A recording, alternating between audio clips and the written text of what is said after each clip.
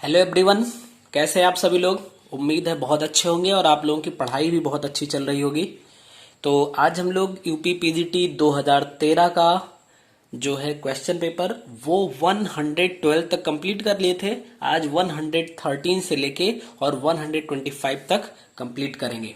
तो चलिए बिना टाइम वेस्ट किए क्वेश्चन नंबर 113 से स्टार्ट करते हैं। From which of the following can ethane be prepared in one step?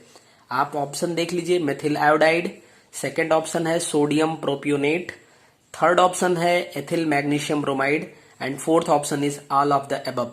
आप देखो, मेथिल आयोडाइड को हम लिख सकते हैं CH3I। अब चाहे यहां पे आप उड्स रिएक्शन देख लो। उड्स रिएक्शन का मतलब इसके दो मॉलिक्यूल को हम सोडियम के साथ हीट करेंगे। किसके प्रेजेंस में? ईथर के प्रेजेंस में। तो हमें तुरंत मिल जाएगा CH3 और यहां से NaI रिलीज हो जाएगा। यही है आपकी उड्स रिएक्शन। अगर आप चाहें तो मेथिल आयोडाइड के दो मॉलिक्यूल को जिंक के साथ हीट कर देते, किसके प्रेजेंस में? ईथर के प्रेजेंस में। तब भी आपको जिंक आयोडाइड हट जाता और CH3 मिल जाता। और ये आपका है फ्रैंकलैंड रिएक्शन। ये है उड्स रिएक्शन एंड ये है आपका फ्रैंकलैंड रिएक्शन। ठीक है, यानी कि इन दोनों ही मेथड से आप सिंगल स्टेप में, एक ही स्टेप में आप एथेन को फॉर्म कर सकते हो। ये ऑप्शन ए पे था। ऑप्शन बी पे अगर देखेंगे तो क्या है? सोडियम प्रोपियोनेट, यानी कि CH3 CH2 COONA। देखो 3 कार्बन है इसलिए प्रोप बोला गया। COO ग्रुप लगा हुआ है इसलिए O8 आया। सोडियम है तो सोडियम प्रोपेनोएट ये हो जाएगा। अगर इसको सोडा लाइम के साथ, soda lime means NaOH and CaO, यही बोलता है सोडा लाइम के साथ अगर हम हीट कर दें तो क्या हो जाएगा? Na2CO3 यहां से हट जाएगा, यानी कि ये पूरा आपका यहां से हटेगा Na2CO3 और फॉर्म क्या होगा? CH3 यानी इथेन का फॉर्मेशन हो जाएगा। ये भी सिंगल स्टेप में इथेन के फॉर्मेशन का मेथड है। नेक्स्ट पे चलेंगे, ऑप्शन सी है एथिल मैग्नीशियम ब्रोमाइड। तो देखिए एथिल मैग्नीशियम यानी C2H5 मैग्नीशियम ब्रोमाइड। अगर आप इसकी क्या कर दीजिए?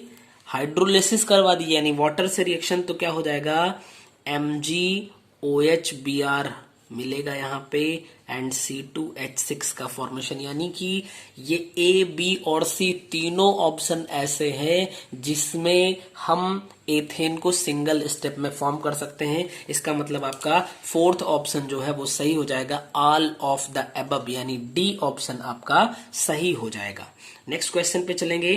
Question number 114, the number of unpaired electrons in the complexes NiCl2- and NiCO4। देखिए एक है आपका NiCl4 एंड 2- और सेकंड है आपका NiCO4। ठीक है, तो आप समझो यहाँ पे अगर निकिल की ऑक्सीडेशन स्टेट देखा जाए तो -4 इक्वल टू -2 यानी कि +2 आ जाएगी।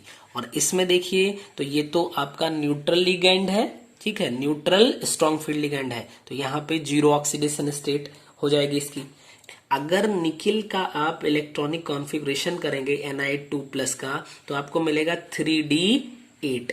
3D8 का मतलब कि इसमें 8 इलेक्ट्रॉन फील्ड होंगे। देखिए 1 2 3 4 5 6 7 8। अब Cl जो है ये वीक फील्ड लिगैंड है। Cl जो है ये आपका वीक फील्ड लिगैंड है, इसलिए ये पेयरिंग नहीं कर पाएगा। और पेयरिंग नहीं कर पाएगा तो यहाँ पे लोन पेयर इलेक्ट्रॉन रह जाएंगे। ठीक है, इसमें देखिए अगर ये निकिल 2+ का यही रह जाएगा, यानी कि क्या 3D8 यहां से अगर हम फिल करेंगे तो क्या होता है कि CO स्ट्रॉन्ग फील्ड लिगैंड है इसलिए पेयरिंग कर देता है, यानी 1 2 3 4 आप समझिएगा, यानी ये इलेक्ट्रॉन यहाँ पे चला जाएगा और ये कर देगा इसकी पेयरिंग, यानी यहाँ पे जो अनपेयर्ड इलेक्ट्रॉन है वो कितने हैं, 2 हैं, और यहाँ पे जो अनपेयर्ड इलेक्ट्रॉन हो जाएंगे आपके वो कितने हो जाएंगे, 1 भी नहीं, यानी 0 हो जाएंगे। तो आपका देखिए कहाँ पे ऑप्शन कौन सा सही होगा, इसमें 2 इलेक्ट्रॉन और इसमें 0, यानी 2,0 जहां पे मिल रहा होगा, यानी कि सी ऑप्शन आपका सही हो जाएगा। नेक्स्ट क्वेश्चन पे चलेंगे। Next question is question number 115। क्या है, द फॉलोइंग रिएक्शन, आप देखिए रिएक्शन गिवन है आपको, इसको कौन से नाम से बोला जाएगा, यानी कि फिनॉल है, इसको HCl और HCN के प्रेजेंस में यानी से रिएक्शन करवाया गया। प्रेजेंस क्या है, एनहाइड्रस ZnCl2, और जो आपका प्रोडक्ट बना यहाँ पे OH है एंड यहाँ पे CHO है। तो आप समझो ये तो बहुत ही सिंपल सा रिएक्शन, बड़ा पॉपुलर रिएक्शन है कि अगर फिनॉल को HCl और HCN के साथ में एनहाइड्रस ZnCl2 या फिर एनहाइड्रस AlCl3 इसके प्रेजेंस में हम रिएक्शन करवाते हैं तो क्या बनता है, सैलिसिल्डिहाइड, और ये है आपका गाटरमैन रिएक्शन। क्या है, गाटरमैन रिएक्शन है ये। यहां पे एल्डिहाइड का फॉर्मेशन होता है तो आप कह सकते हैं इसको Gattermann aldehyde synthesis, Gattermann aldehyde synthesis reaction है ये आपका, यानी कि आपका डी ऑप्शन सही हो जाएगा। चलिए नेक्स्ट क्वेश्चन पे चलते हैं। Next question is 116th number. क्या है, californium is the member of, तो आप देखिए जो कैलिफोर्नियम होता है इसको हम रिप्रेजेंट करते हैं CF से, और ये आपका जो है वो एक्टिनाइड सीरीज में आएगा। किसमें, एक्टिनाइड एलिमेंट्स होता है, या एक्टिनाइड फैमिली बोल सकते हैं, या एक्टिनाइड सीरीज बोल सकते हैं। ठीक, तो कैलिफोर्नियम आपका एक्टिनाइड सीरीज से बिलोंग करता है। नेक्स्ट क्वेश्चन है आपका 117th नंबर, जिसमें कहा गया which of the following does not have the hydrogen bond. तो लिक्विड बॉन्ड, वाटर, वाटर में होता ही है liquid HNO3 and monocarboxylic acid. तो यहाँ पे जो है लिक्विड HNO3 में हाइड्रोजन बॉन्ड प्रेजेंट नहीं होता है, तो इसलिए आपका सी ऑप्शन सही हो जाएगा। नेक्स्ट क्वेश्चन पे चलेंगे 118th number, which of the following has largest protecting power. ठीक है, तो आप समझिए जो प्रोटेक्टिंग पावर होती है वो गोल्डन नंबर के इनवर्सली प्रोपोर्शनल होती है, यानी कि प्रोटेक्टिंग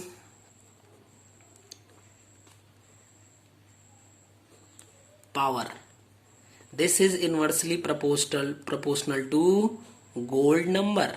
ठीक है, यानी अगर किसी के लिए गोल्ड नंबर कम है तो उसकी प्रोटेक्टिंग पावर सबसे ज्यादा होगी। तो जो आपका जिलेटिन होता है, जिलेटिन, इसकी जो गोल्डन नंबर होता है 0.01 हो जाएगा, यानी कि बहुत कम होता है, इसलिए इसकी प्रोटेक्टिंग पावर सबसे ज्यादा हो जाएगी, यानी आपका ऑप्शन नंबर ए सही हो जाएगा। नेक्स्ट क्वेश्चन पे चलेंगे 119th number, the value of Joule Thomson coefficient during an isothermal expansion of an ideal gas. तो आइसोथर्मल एक्सपेंशन के दौरान जो जूल थॉमसन कोफिशिएंट की वैल्यू होती है ये 0 हो जाती है। ठीक है, ये 0 होती है, इस पे कोई फर्क नहीं होता है। चलिए क्वेश्चन नंबर 120 देखेंगे, which one among the forms of ethyl acetoacetate is obtained in highest percentage. तो देखिए जो आपने देखा है एथिल एसीटोएसीटेट,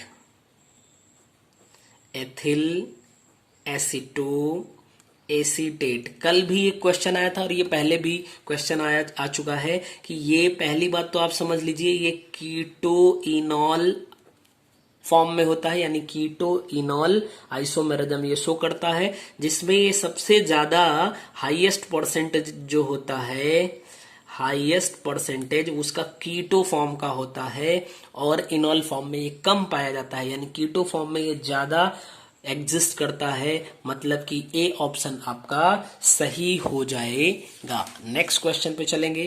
क्वेश्चन नंबर 121 क्या है? In van der Waals equation the state for a non ideal gas the net force of attraction among the molecule is given by. ठीक है, तो क्या होता है, जो नेट फोर्स होता है that is equal to -an² upon b² के इक्वल हो जाता है। आप लोग वॉन्डरवाल गैस इक्वेशन जान रहे होंगे, वहां पे कंडीशन फॉलो करवाएंगे, मिल जाएगा आपको। ठीक है, जो नेट फोर्स ऑफ अट्रैक्शन होता है वो कितना हो जाएगा for non ideal gas, that is p is equal to -an² upon b²।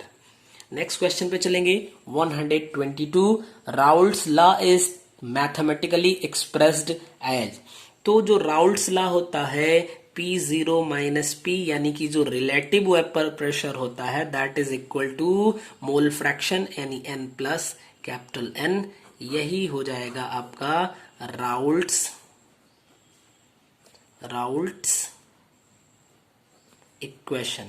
ठीक है, या राउल्ट्स लॉ का मैथमेटिकल फॉर्म भी कह सकते हैं। तो देख लीजिए कौन सा ऑप्शन सही होगा आपका ए ऑप्शन ही सही है इसमें। नेक्स्ट क्वेश्चन पे चलेंगे 123 नंबर क्वेश्चन क्या है? In DsP2 hybridisation the molecule will have the geometry. तो आपने देखा है DsP2 हाइब्रिडाइजेशन कहां पे मिलेगा, ये आपको ये कोऑर्डिनेशन कंपाउंड में मिलेगा। तो sp3 हाइब्रिडाइजेशन और DsP2 हाइब्रिडाइजेशन, अगर sp3 हाइब्रिडाइजेशन होता है तो टेट्राहेड्रल ज्योमेट्री होती है, और अगर DsP2 होता है तो स्क्वायर प्लैनर ज्योमेट्री होती है। कैसी? स्क्वायर प्लैनर ज्योमेट्री हो जाएगी। ठीक है, सॉरी यहाँ पे ए होना चाहिए, स्क्वायर प्लैनर।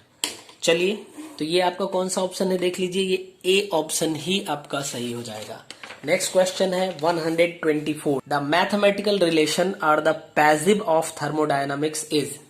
ठीक है, तो देखिए del E is equal to Q minus W, ये तो भाई सही है। ठीक है, ये सही है। सेकंड पे चलेंगे, del E is equal to 0 for a cyclic process. हाँ, साइक्लिक प्रोसेस के लिए क्या होता है, चेंज इन इंटरनल एनर्जी या चेंज इन एंथैल्पी जो होती है दैट इज इक्वल टू 0, तो ये भी सही है। नेक्स्ट चलेंगे, del E is equal to Q for isochoric. ठीक है, आइसोकोरिक प्रोसेस में क्या होता है, डेल बी की वैल्यू 0 हो जाती है, यानी कि चेंज इन इंटरनल एनर्जी जो होती है वो सप्लाइड हीट पे डिपेंड करती है, यानी ये भी सही है। तो आपका फोर्थ ऑप्शन डी ऑप्शन जो है ऑल ऑफ द अबव, ये सही हो जाएगा। ठीक है, नेक्स्ट क्वेश्चन पे चलेंगे 125। 125 क्या है? Alkali metals ions have weak tendency to form complexes with unidentate ligands due to। तो जो एल्कली मेटल्स होते हैं इनकी यूनिडेंटेट लिगेंड से बॉन्डिंग की टेंडेंसी जो होती है वो बहुत कम होती है। पहला ऑप्शन लिटिल पोलराइजिंग पावर, बिल्कुल यही सही है कि इनकी जो पोलराइजिंग पावर होती है वो बहुत कम होती है, यानी पोलराइजिंग पावर जो होती है बहुत ही स्मॉल होती है या लेस होती है, और इसी वजह से इनकी बिग टेंडेंसी होती है to form complexes with unidentate ligands. तो हम लोगों ने आज 125 क्वेश्चन तक कंप्लीट कर लिया, यानी इस तरीके से आपका 2013 यूपी पीजीटी जो है वो कंप्लीटेड हो गया है, यानी कंप्लीट हो गया है। तो अब हम लोग नेक्स्ट वीडियो से बात करेंगे पीजीटी 2011 के क्वेश्चन पेपर पे। ठीक है, तब तक आप सभी लोग स्वस्थ रहिए और अच्छे से तैयारी करते रहिए। Thank you.